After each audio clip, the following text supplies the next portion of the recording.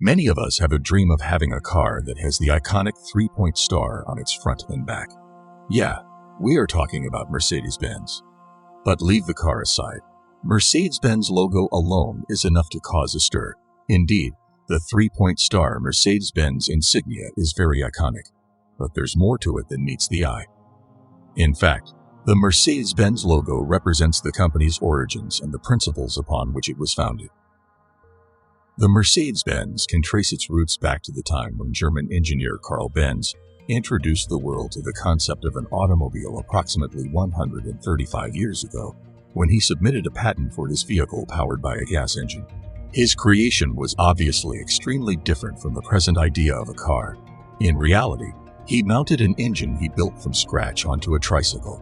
Although Mercedes-Benz was founded in 1886, the journey to the development of this automobile began in the distant year of 1871, when Karl Benz and his partner opened a mechanical workshop in Mannheim. However, Karl had to go a long way before he got to the point of creating the first engine. With the mechanical workshop at his disposal, Karl Benz began work on the construction of internal combustion engines. Benz's first intention was to sell motors for agricultural and industrial usage. But in addition to the engine, Karl was working on another project, the development of a horseless vehicle. The first engine took 6 years to design, and Benz was given a patent for his two-stroke gasoline engine on December 31, 1878. Over the next 3 years, he invented additional items, including a battery-powered ignition system, a spark plug and accelerator, a carburetor, an engine radiator, a water cooling system, and later, a clutch and a gearbox. Initially, the engineers used alcohol as an engine fuel, but it quickly wore out the parts and didn't have the desired impact during the cold weather. Karl was the one who decided to use gasoline as a fuel. In 1879, the first prototype of the engine was developed and successfully tested. As a result, the groundwork for future accomplishments has been laid.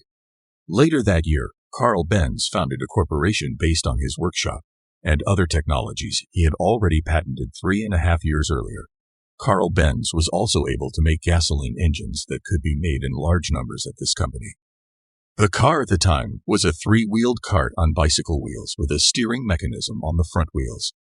The 4-stroke gasoline engine was housed beneath the seat, above the back axle, and the torque was transferred to the rear axle by a basic cycling chain.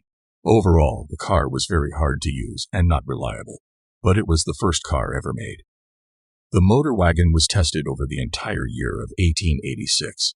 It had a top speed of 16 kilometers per hour and a gasoline tank capacity of 4.5 gallons. And on July 3, 1886, the German newspapers reported to the entire world that the horseless carriage, known as the Benz patent Motorwagen, had been issued and could already be seen on the streets of Mannheim. After successfully creating a workable design, the engineer continued to work on refining this car, making technical changes to the design. Karl just needed 6 months to begin production and sales of the Model 2. The vehicle attended the World Exhibition in Paris in 1887. Benz, on the other hand, only sold 1 car in Germany between 1886 and 1888. And then it happened, the story that would go viral throughout the world. Karl's wife decided to take the initiative after witnessing her husband's failures. She had a simple idea. So, without first informing her husband, she got the car, loaded her 2 sons into it, and drove from Mannheim to force him to visit her mother. Bertha did, in fact, make a publicity drive in Benz's first vehicle on August 5, 1855. Bertha made it to her hometown before dusk, despite the fact that the trip was 104 kilometers. During the journey, Bertha had to stop multiple times at pharmacies to get gas, which was only available as a cleaning product at the time. Bertha recommended her husband install a mechanism to change the engine torque after having to push the car up every hill with her sons. Following this, Ben created the world's first automobile gearbox. Meanwhile, news of the world's first woman driving a car soon circulated not only throughout Germany, but throughout Europe, heightening curiosity about the novelty vehicle. A year later, an upgraded version of the car, the Model 3, was released. But when Karl learned that other German engineers had created a car on 4 wheels, he too decided to build a car on 4 wheels. Benz developed a four-wheeled Victoria model with a 3-horsepower engine and a top speed of 20 kilometers per hour in 1893. It was favorably received, with 45 vehicles sold in just 1 year. Advertising was also an important factor. Thus, the Benz and commercial automobiles competed in car races in 1894. As the company expanded, so did the demand from new admirers of the Benz brand. The world got to see the next new model, the Mercedes 35 PS, in 1901. Many additional models were introduced in the post-war years, with the majority of them being in production until the mid-1920s. Up to 1926, about 50,000 vehicles were built. Mercedes 35 PS, Mercedes Simplex, Mercedes 40/45 PS, and Mercedes 65 PS were among the models available. The First World War, of course, had its influence on the company's history. The collapse of the exchange rate, as well as the entry of more successful manufacturers into the car market, such as Ford Motor Company, had a significant impact on its expansion. During World War II, Daimler-Benz continued to produce automobiles until it was subjected to a 2-week aerial assault. Unfortunately, only the wreckage of the factory remained after the board of directors determined in 1945 that Daimler-Benz no longer existed physically. As a result, a comprehensive renovation of the entire production line began in May 1949. In January 1952, an updated model with a larger body was released under the model number W191. The W187 car was also released, filling the intermediate portion.